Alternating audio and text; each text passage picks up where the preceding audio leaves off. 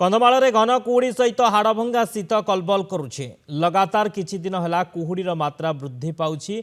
शीतरु रक्षा पाई निआर सहारा नेउछन्ति लोके। सकाळु कुहुड़ी जोगु मुह को मुह देखा जाउ नाही। कुहुड़ी सह हाड़भंगा शीत जनजीवन को अस्तव्यस्त करिछि।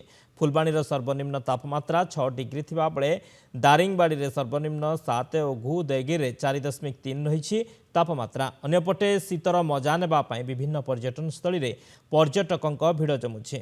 एने फुलबाणी अधिक सूचना दैछन्ति आम रिपोर्टर सुनील विश्वाल। बर्तमान कलबल करुच्ची कंधमाल शीत। यही शीतरे लोक नाई असुविधा सम्मुखीन होची। से साधारण लोक कथा कहतु बा दिन मजुरिया कथा कहतु बा कर्मजीवी हूँ सकाळ 10टा न बाजिले शीतर प्रकोप कमु ना। यदि आम कंधमाल कथा कह बर्तमान 3 डिग्री 5 रही बर्तमान कंधमाल तापमात्रा। खाली कंधमाल जिला ना कंधमाल जिलार विभिन्न अंचल में बर्तमान ये शीतर प्रकोप देखा मिली।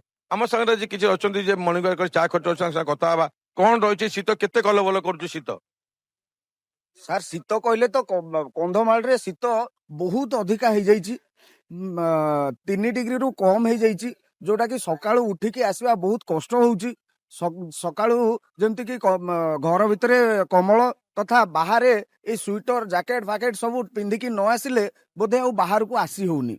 जितेबाला आम बाहर को आसू देखू बाहर 50 मीटर रु अधिक आउ देखा जाएनी कुहुड़ी पूरा आच्छादित कर रखी धरित्री को। जितेबाला आम बाहर को आसू से साइड रे देखू रास्ता कड़े समस्ते निया लगे कि बसी था। चा खटी चाह 3-4टा चाह पीला पर भी से जो थंडा एत सहजरे कमी न थाए। तापर आम सकाळे आसिकी एक्सरसाइज करू कला परे आम जिते ऑफिस किंबा अन्य कार्य को जिते बाहर चेष्टा करू जिते गाधेवा इच्छा हुए एते थंडा। तापर सकाळु 10टा 11टा पर्यंत देखू 11टा पर पर्यंत देखू जे सूर्यंकर टिकिए भी किरण धरित्री उपरे पड़े ना। तापर संध्यार भी जदि देखिए आपण रास्ता घाट पूरा 7टा पर सुनसान हो जाए आउ इच्छा हुए घर बाहर गाड़ी बस देखिए कि जमा चले सबू दुकान सब बंद हो जाए। केवल चाह खटी गोटे चली थाए आम से चाह खटी टिके ये करू किंतु एते जाड़ हो जाइए फुलबाणी कंधमाल पूरा जिले में माने पूरा जीवन जीविका अस्तव्यस्त कर देछि। आप शुणुते जीवन अस्तव्यस्त कर कौन कहे आपण बर्तमान शीत बर्तमान कंधमाल केमती देखुं ये सार कहतु ना ए वर्ष जहाँ शीत होची माने शीत तो ना एटा आम जाड़ कहू फुलबाणिया लोक माने आमर 50-60-70 वर्ष तलर कथा मु कहूँ से समय जहाँ थिला थंडाटा आज सैया फेरी यही जाड़े आगे कौन ना आमर बरफ हो जाऊला आज भी सही परिस्थिति है।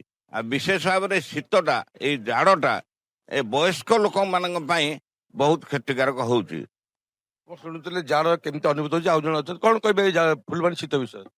फुलबाणी रे शीत गत किछि वर्ष हला शीत होउतला किंतु एही परि शीत हो नथला। गोटे प्रकार टेम्परेचर बहुत दिन धरिकी लागि रहिछि जद्वारा कि लोक मानकर जीवन अस्तव्यस्त होउछि एवं सकाळे दिन सारा भी शीत पोशाक न पिंधिले भी चली हो नाही। आओ सकाळु तो आसवाटा बहुत कष्ट होउछि।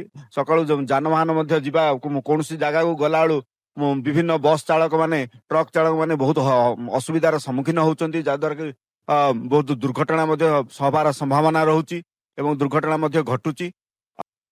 शुणुते आपणकर कौन केमती रही शीत कलबल कर एकदम बर्तमान कंधमाल शीत क्रमागत भाव 3 डिग्री तले रोचे यही शीतर प्रकोप जहाँ फल लोक आर असुविधा सम्मुखीन होती। कि अंपटे देखा जदि जिले बर्तमान पर्यटकों भरमार रही विभिन्न पर्यटन स्थली में बर्तमान पर्यटक मैंने ये मजा शीतर मजा नौ। आप देखिए निआ जाली बर्तमान जो कैंप फायर कर नदी कूल कैंप फायर कर तो यही कंधमाल शीत को गोटे पटे लोक हईराण हर कर अन्य पटे किसी लोक यार मजा नौ। कंधमाल फुलबाणी सुनील विश्वाल नंदीघोष टीवी।